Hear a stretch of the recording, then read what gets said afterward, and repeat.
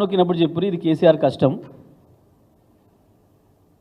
కేసీఆర్ గారి ప్రణాళిక, కేసీఆర్ గారి కష్టం అనే మాట బట్టన్ నొక్కిన కాడు మాట చెప్పురి అనే మాట చెప్పండి.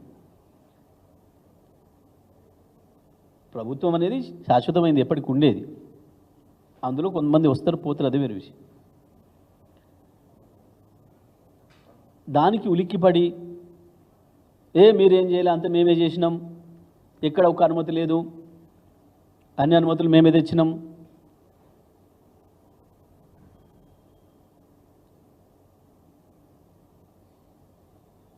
హరీష్ రావు గారు మాట్లాడింది మాకు బాధ కలిగింది, కళ్ళు తెరుస్తున్నారు. ఆశ్చర్యంగా ఉంది. ఇలా ఏమన్నా ఒక అన్పార్లమెంటరీ వర్డ్ ఏదన్నా ఒకటి, ఏదో ఒక బూత్ మాట వచ్చిందా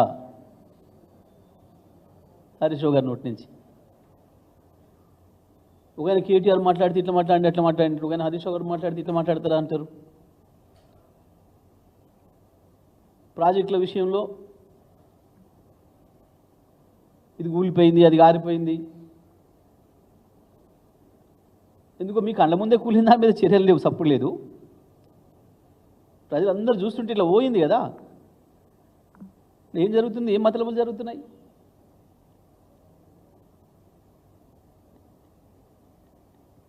ఇంకొక ఆయన 8-9 రోజులు మొత్తం మంది మార్బలాన్ని వేసుకొని అమెరికాకు, కొరియాకి, ఇంకెక్కడెక్కడో తిరిగి చివరికి వచ్చి వాళ్ళు చేస్తుంది ఏంటి అని అంటే, అప్పుడెప్పుడో కేటీఆర్ గారు కేసీఆర్ గారి పైన నమ్మకంతో ఈ దేశంలో, ఈ రాష్ట్రంలోకి వచ్చి పెట్టిన కంపెనీలు ఒక కొత్త ఆఫీస్ కట్టుకోవడానికి శంకుస్థాపన చేసుకుంటే దానికి పోయి ఇగో మేమే తెచ్చినాం. ఇది చెప్తే కొన్ని మొదటి సామెతలు ఉంటాయి ఊళ్ళలో, కానీ మేము ఇచ్చిన ఉద్యోగాల్ని ఆఖరినాడు వచ్చి చేతికి ఇగో నేనే ఇచ్చిన, మేము పూర్తి చేసిన ప్రాజెక్టుకి బటన్ నొక్కి మేమే చేసినాం. ఇక చివరికి ఎక్కడికి పోయినరు?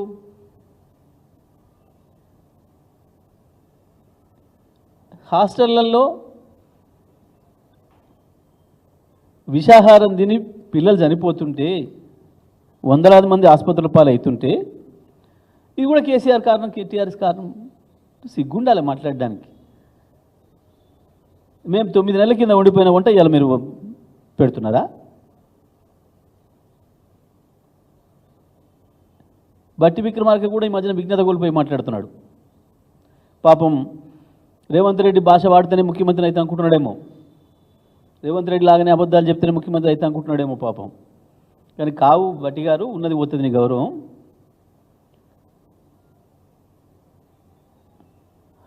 వంటింట్లో హాస్టల్లో పరిశుభ్రత లేకపోతే దీనికి కారణం మీరు.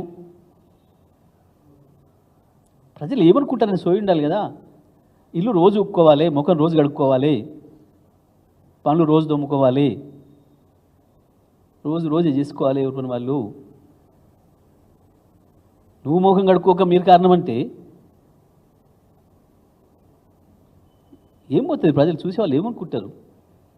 కొంచెం మాట్లాడేటప్పుడు ఇంక ముందు ఆలోచన చేసుకోరు. ఇక మంత్రి ఉత్తమ్ కుమార్ రెడ్డి పాప మనకి అర్థం ఏం మాట్లాడతాడో కాక మాట్లాడతాడో. మరి కనీసం అధికారులను అడిగి వివరాలు తీసుకోవాలి. సీతారామ ప్రాజెక్టుకు మేము అనుమతులు తెచ్చినాం, నవ్వుకుంటారు ఎవడన్నా వింటే. 2018లో మొదలైంది కరస్పాండెన్స్. 2018, 2019, 2020, 2021, 2022 వరుసగా 4 సంవత్సరాల కరస్పాండెన్సు కేంద్రంతో, అన్ని సంస్థలతో, అన్ని డైరెక్టరేట్స్తో మాట్లాడి వరుసగా వస్తున్నాయి అనుమతులు. నేను ఒకటే నేరుగా అడుగుతా ఉన్నా, ఉత్తమ్ కుమార్ రెడ్డి గారికి భవిష్యత్తులో అయినా మళ్ళీ తప్పు మాట్లాడకుండా ఉండడం కొరకు చెప్తా ఉన్నా, కొంచెం అధికారుల నుంచి తీసుకోండి, చెప్పకపోతే దబాయించుండ్రి. ఒక్కటంటే ఒకటి